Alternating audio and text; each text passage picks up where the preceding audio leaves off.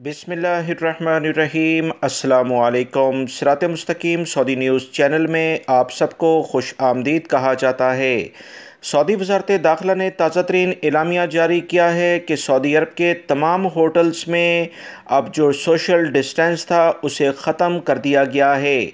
Saudi वज़ारत दाखिला ने कल से मुसलसल मुख्तलिफ बयानिए जारी किए। ताज़ा तरीन बयानिए में तमाम होटल कहवा खानों में जो भी समाजी फासले की पाबंदी थी उसके ख़ात्मे के लिए एलामिया बाकायदा तौर पर जारी कर दिया गया है।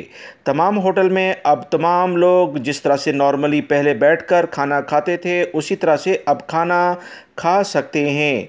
मज़ीद जो इतलात आई हैं कि विज़िट वीज़ों, सियाहती वीज़ों, उम्रा वीज़ों के लिए इंश्योरेंस को 100% यकीनी बनाने के लिए इक़दाम शुरू कर दिए गए हैं। तमाम कंपनी जो उम्रे के लिहाज से या विज़िट वीज़ों के लिहाज से इंश्योरेंस कराएंगी उनमें कोरोना की मुतल्लिका बीमारी का इलाज शामिल लाजमी होना चाहिए।